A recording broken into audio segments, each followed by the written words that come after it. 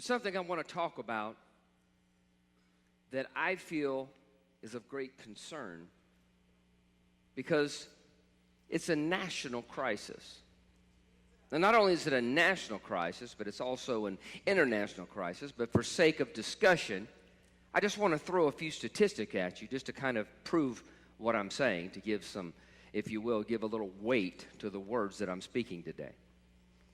Fact, 1 in 5 adults in the U.S. suffer from some form of mental illness this year. A little more shocking, 1 in 5 youth will have a severe mental disorder in their lifetime. 16 million had a major episode just this year. 1 in 25 people have anxiety disorders. They're dealing with anxiety. Matter of fact, neural anxiety is the most common mental illness in America. Don't know if you knew that. Out of the 40 million Americans, 40 million, did you hear what I said, who suffer from anxiety, only approximately 36.9% ever seek help. They just live with it. No wonder people are walking into schools and they're opening up fire. No wonder people are running each other off the road, having road rage. Can I take it just one step further, then I'll move on? Listen to this one. 123 people each day take their lives to suicide. Take their own lives. Well, they may not mean much, but that breaks down to roughly around 5 an hour. That is, before we get out of this church service, another 10 will perish. Somebody needs to talk about it. Somebody needs to bring the light of the Word to see that if you're dealing with any of these problems, from depression, anxiety, any type of mind issues, soul issues, life issues, that there is hope in the words of Jesus Christ. So what I want to do is I want to take a text this morning and I want to begin to break it down for you. And I want to shed a little light on this. And I'm here to give you hope, but I'm also here not to talk about the problem. I'm here to offer you a solution. So I'm going to start Luke 17. Now what I'm going to do is I'm just going to kind of break it down for you into 3 parts, and I'll kind of do it simplistic for you. You can go back and study it later. But just kind of as an overview, if you're looking at verses 1 through 10, Jesus talks really about our Christian duty and and he challenges us on our attitude as well as he gives us a perspective of what that should look like. In other words, when you're serving, the way you're serving, why you're serving. And he kind of gives us a perspective of how we could look at that. And then we look at part 2, which is 11 through 19. Jesus demonstrates faith and healing. And he even demonstrates the difference, listen to this, between healing and wholeness. And I think that's quite important. We'll come to that. We'll talk about that a little later. And then the third part, which is verse 20 through 37, Jesus talks about the coming kingdom of God. People, listen, Jesus is going to return. People don't want to talk about it. There will be a rapture. Jesus will come back for his bride. We will leave with him. There will be a time of tribulation. This will happen. There is a real heaven. There is a real hell. We've seen so many movies. We've read so many books. We've had so many video games in our house that sometimes people forget the reality of what will be. All that other stuff's make-believe. The end of the coming of the age is not. The victorious return of Jesus Christ to reclaim his throne, even though he's on the throne, when he reclaims and puts everything back in order again, is going to happen. And we need to recognize that. So the bigger thing in your life, whatever you're facing, whatever you're going, the bigger thing should be eternity and not this little space of time wrapped in it. So I want to kind of broaden things up and show you the, if you will, the big picture. So, when you read these verses, like we'll start in part 1 here. You know, we're servant first to God and not to people. That's what Jesus wants to communicate to us here. However, through God, we do serve people, and that's a little awkward, isn't it? See, we have to serve people, but we're not in the service of people. We're in the service of God. That service just happens to be serving people. Can you see that? See, and that can get real tricky because sometimes we lose our place, we lose our compass, and we get off bearings and we get too focused on the people we're serving, and we get into trying to please them. The Bible very clearly says we will not be man pleasers, but we will be pleasers of the Most High God. And so when you're in your assignment, listen to me, somebody's going to get blessed out of this if you'll listen. When you're in your assignments of servanthood and you're serving the way God has told you to, maybe you're not getting the proper accolades, maybe you're not getting the thank yous, maybe you're not getting the reward system you feel you should have, understand this, you were not put there to receive reward from them. If you do, it will create what we call a soul tie. It will tie you to them in an unhealthy way. So then what will happen is you will end up putting your dependency on them. So if they say thank you, you are rewarded. If they're busy, they're hurt, they're tired, maybe they just forget and they don't say it, then you're going to feel rejected. You're going to feel unappreciated. And so rule number 1 Jesus is trying to say is, hey, listen. He gives the example. He said, listen, after you've done everything all day and you've been in the field, do you come home and just expect to be fed when you're a servant? Or after you come home from the field, don't you prepare the master, don't you prepare his dinner, get him all taken care of. Then, when everything else is done, then you can eat. See, we're not in this thing for reward. We're not in this for pats on the back. We're in this because we're in the service of God, who we love, whom we appreciate, and who has made us to be who we are. And so, verse 10, he says as much as this. So when you have done everything you were told to do, you should say, we are unworthy servants. We have only done our duty. If pastors spoke to parishioners that way, they'd have a mass exodus. Although that's the way Jesus speaks to his people.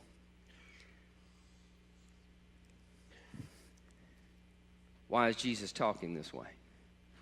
See, when you have an irritation or a frustration, when you don't think you're being appreciated, when you think you're overworked and underpaid, or undercompensated, should I say. You might say, why would Jesus talk this way? Doesn't he care? Or if a person would talk to you that way, would you say, what's wrong with you? Don't you care? How can he talk like that? Doesn't he know what I've been through? What these people have done to me? The pain I have experienced? The grief I have endured? Oh my.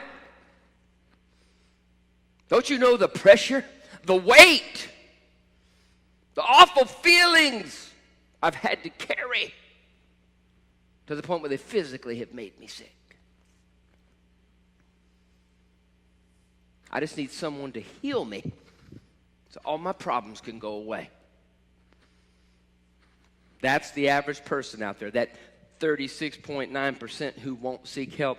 They're just out there and they just think if they could just get the healing, everything would get better. If they could just get this or just get that, all their problems would go away. They're only looking at the immediate and where they are, and they're not looking at the bigger picture, and therefore what happens is they get stuck. Listen to me. Depression is real. Anxiety is real. Suicide is real. Lack of motivation and lack of inspiration. How about that one? Say it's real. Man, it's hard. You hear me? Some of you cry out, heal me, Lord. How much more do I have to go through? To all I've been through. Knowing the condition I'm in. How can you talk to me that way? Right after making this statement in verse 10, Jesus demonstrates how this works. How can I look at you and stand and talk to you and tell you, get up, keep moving, keep going. You just keep serving people. You just don't know how bad my life is. You don't know what I'm struggling with. You don't know what I'm having to deal with. Don't worry.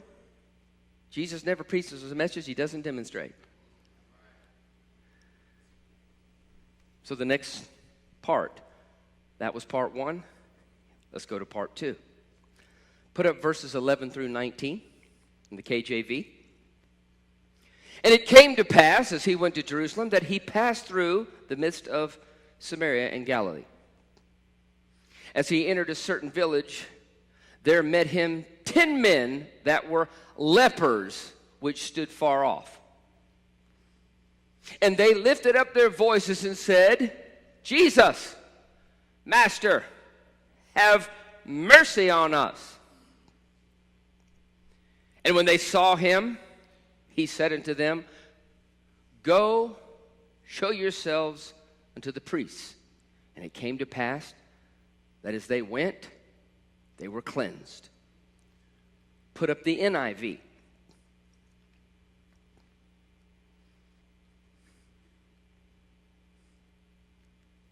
Put up the NIV and go back to the verse you just before that.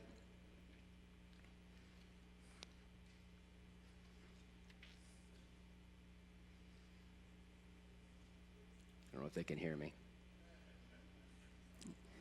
Let me finish this and I'll come back. When he saw them, he said, Go show themselves to the priest. And as they went, they were cleansed.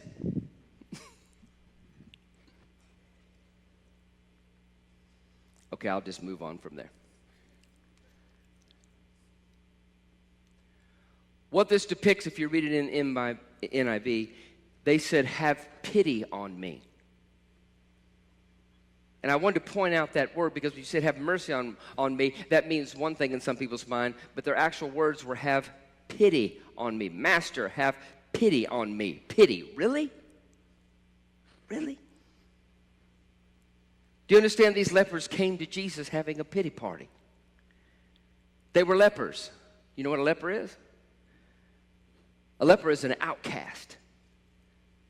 A leper is a social misfit. He's a plagued human being. They take lepers and they isolate them into colonies. Now picture this. This may not mean a lot to you, but there you are in your loving family with your loving people around you, your loving support group. Now not only do I label you with a diagnosis, with an issue, with a problem, now to add to that, I'm going to cast you out of society where you could no longer be a part. You're going to be looked at as a social misfit. I'm going to make it worse. I'm going to take it and put you around a bunch of more people like you. And now you're going to have to go live with them in their misery. So you're going to have a negative support group to support your negativity. So here they are, Master, have pity on me. They've been in that state for so long that they've become pitiful. In other words, if you're full of pity long enough, you'll be pitiful.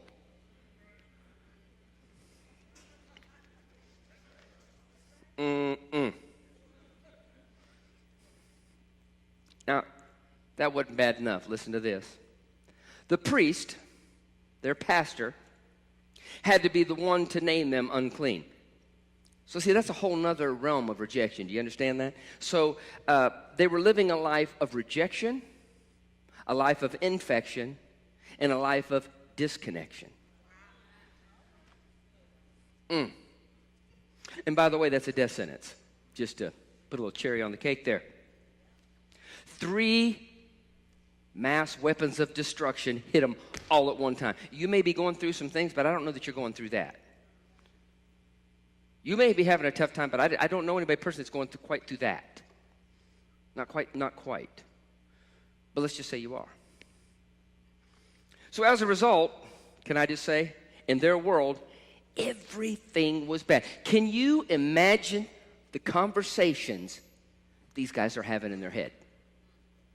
Can you even imagine being in that state, plucked out from everyone you love, your support group? You can't go hug mama. You can't go hug baby. You can't touch the one you love. The one you love can't touch you. You can't be intimate. You're done. Do you understand? You are social outcast. Can you imagine the conversations going on in their head?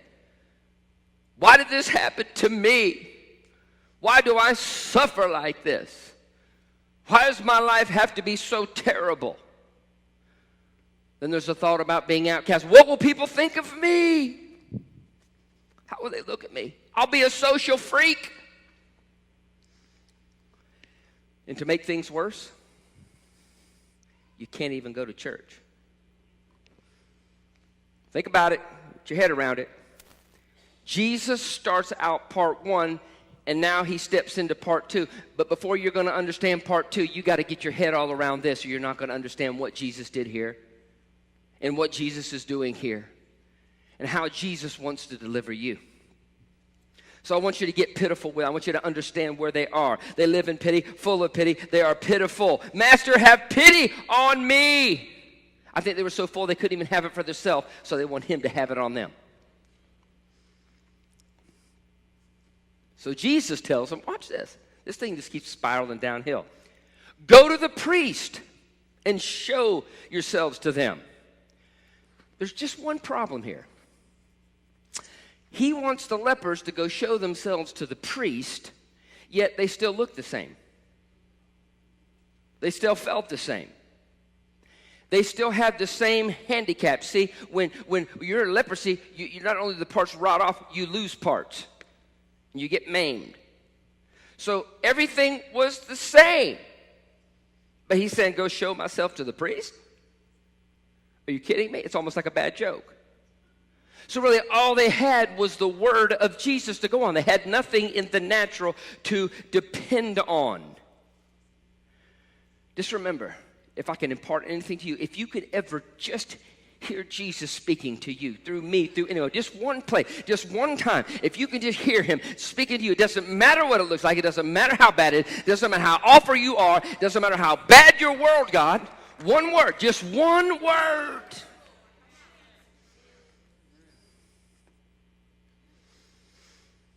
Sometimes in your life, you will have to deal with the spirit of rejection.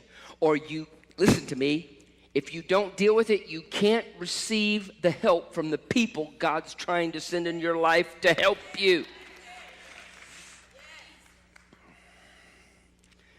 Let's look at this from the leper standpoint. Maybe this will help you what I'm talking about. So you want me to go to the priest. Now remember, the priest, and let's go back into the day of how this works. In that day, you were not identified. You were not labeled. You were not cast out. You were not set apart. You were not rejected until the priest said, you're unclean. The moment he said you were unclean, that was the sentence to all the bad things in your life. You want to talk about a whole level of rejection when your own pastor, your own priest has to come to you and tell you to get and to leave? Has to put the curse on your life to say, this is on you and you have to deal with it?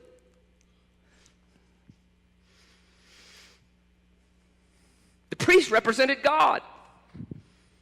Anything that was holy, anything that was good. What are the conversations these guys are having in their head? Why would God do this to me?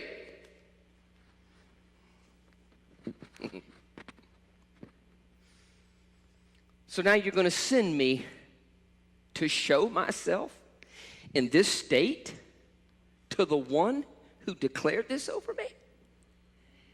It seems sick. In the natural, it just seems jacked up. Come on, somebody. And if I keep looking at this through my awfulness, and I keep looking at how bad my world, and how awful this really is, and what a horrible thing, another priest shows up, another preacher shows up, is trying to tell me to do something worse than the last one did. Last one declared over my life, put me out away from everything I love. Now this one's telling me to go back to where it all started.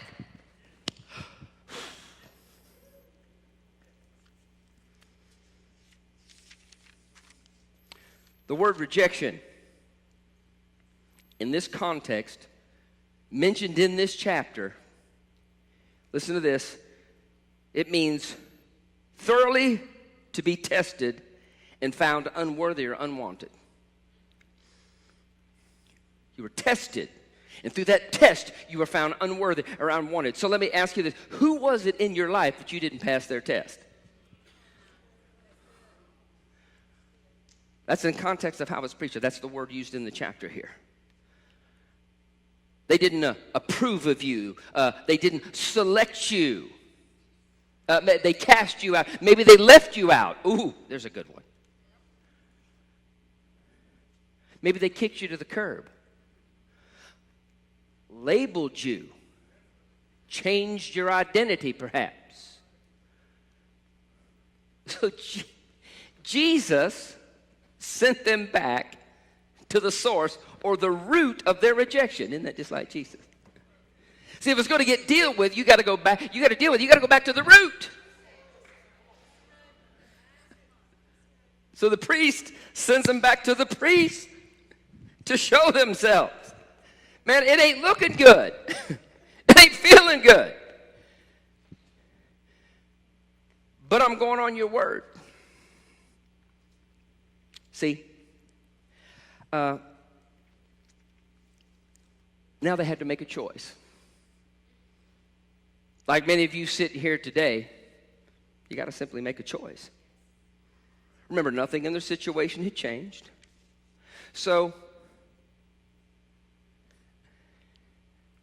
I'm going to ask you, are you willing to go back to the root? What was your root? Let's make it personal. What's your root? Say, what's my root? I don't know. Maybe you rebel against authority. You don't like to take orders. You don't like to be told what to do. Pitiful. Pitiful. That's because mom, dad, or grandpa, or grandmama, or coach, or teacher, or pastor, someone rejected you. So now you, maybe it was when you were younger, maybe it was last week, I don't know, but because of that, now you reject authority because that's who they are in your life. Let's talk about it. We got to talk about it. Got to talk about this. I started with the stats. Nothing's going to change unless we talk about this. Oh, groups, affiliations, church. Oh, I don't want to be a part. Pitiful. Pitiful. You don't want to be a part. Why? Because some group of people, some team, somewhere, some organization, come on. Maybe it was a class at school, rejected you. Maybe you were the last one always picked on a team. So now you're not going to be a part of a team. Pitiful. Pitiful.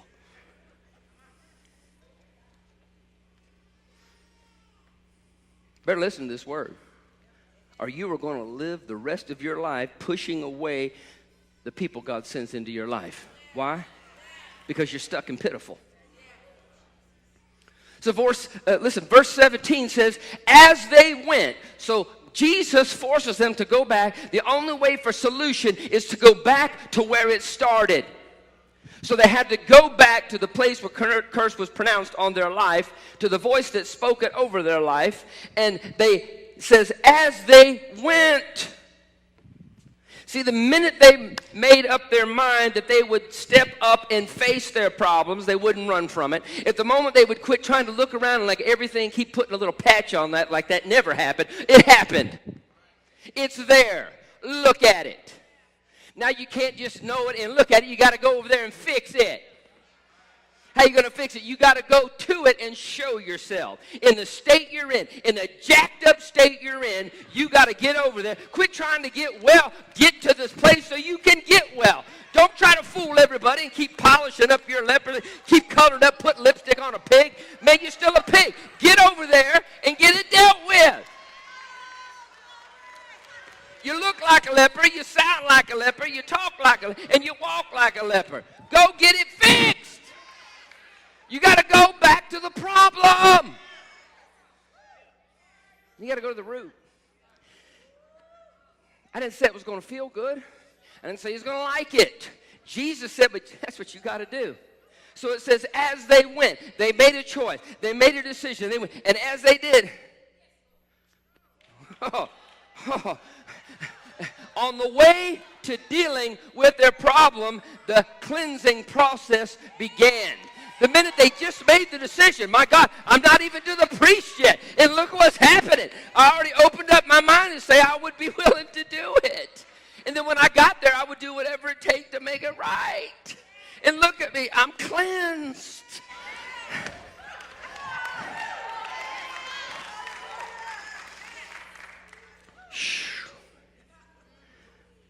Once they made up their mind, decided to do it Jesus' way and not everybody, all their friends and everybody else telling them to do. No. Face the problem instead of living the pity they were stuck in. And they took that word and that word alone and they acted on it. And as a result of that, they were cleansed. Man, can you imagine the relief? Can you imagine living in that situation for that long and all of a sudden you're cleansed? Woo! Are you kidding me? That plague has been lifted off your life. You got that root out of there. Can you imagine the relief that these lepers were experiencing? So one leper comes back and Jesus looks at him and says, hey, weren't there 10 of you guys? He says, where's the other 9? Because, I mean, y'all were cleansed, right? Y'all made up your mind to go deal with the root of your issue. And I see you're coming back because you're cleansed. And I know they were cleansed. Where are they at? Ha ha. Okay. It gets better. That one that came back, he wasn't a church folk. He was a Samaritan. He said, you're not even one of us. You're just out there in the world. The other ones have been taught to do right, and they're not even coming back. You didn't know any better, but you couldn't help yourself. Your life is so good now. You're so much better. You went and dealt with that root that all you can do is do what you should do, which is get excited and praise God about what's going on in your life.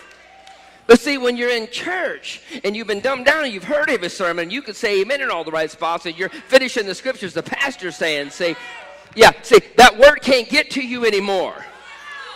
Yeah, so you'll take your blessing, but you'll go right back on into that stinking life you walked out of.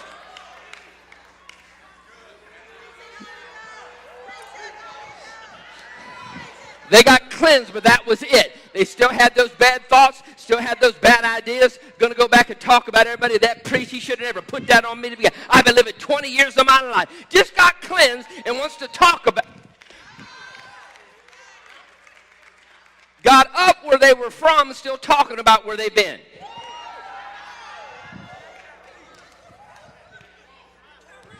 That's what's going on here. That's what Jesus is saying. Where's the other 9? Oh, they're going to go off and gripe, complain, spend the rest of their life talking about what could have been in those years when I was in that camp. Oh, if I just would have had my help, what could have God really have done with my life? What could I have done? You're cleansed. One guy who hadn't even been taught. One from the world.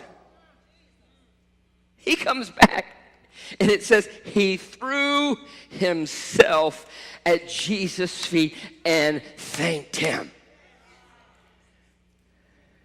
He says this in verse 15.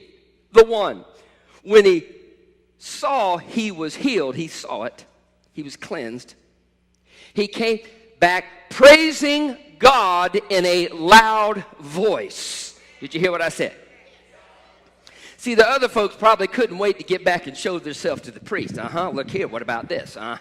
Yeah, now I see what you did. Look, it's not on me no more. You notice that, don't you? Yeah. Some people want to go back and rub their noses in it instead of going back and just forgiving. And understand it was probably a condition you were in. He didn't have any choice but to pronounce that over you because that's who you were being.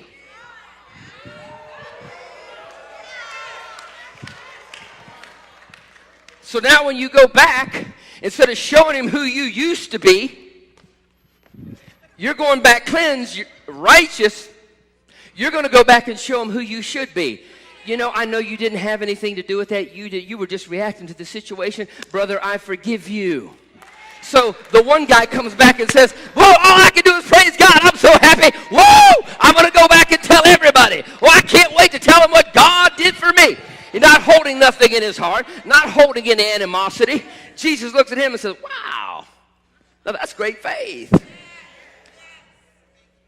And he makes a statement. He says, yeah, the others were cleansed, but he says, your faith. He turned pity into praise.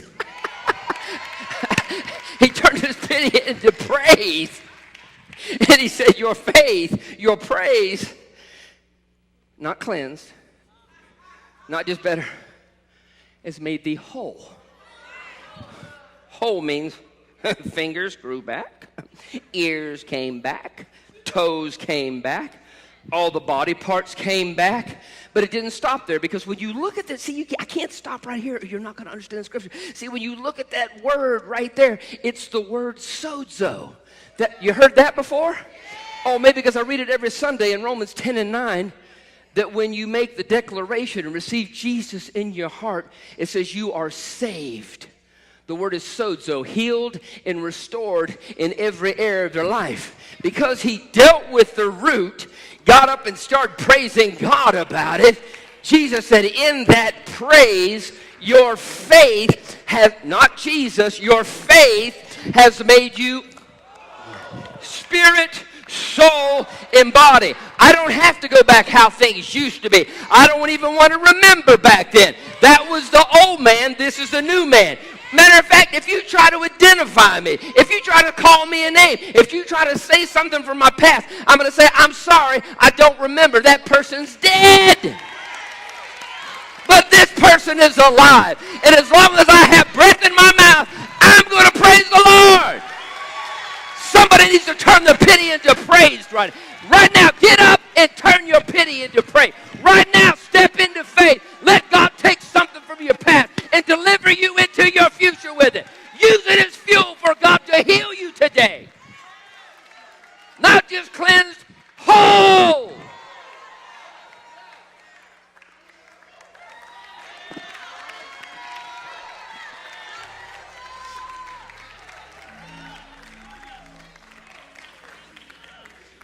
Healed in every area of your life.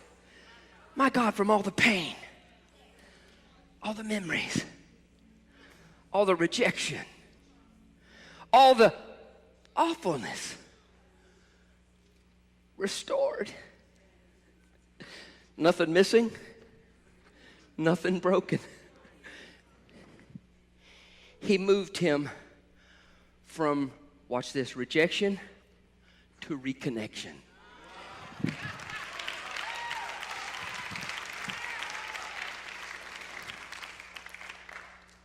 So I want you right now to search your heart. And I want you to find out where your disconnect is. Where is it? Where's that where's that rejection? Who did it? Who said it? What caused it? Who? What? Why? I want you to bring it up on your screen. What is doing it? What's plaguing you? What's holding you back? You got to get to the next season. You can't find your praise. You used to be able to praise all the time, even digging down, even trying to find a praise. What's the disconnect? Once you find and identify the rejection, you can do the reconnection.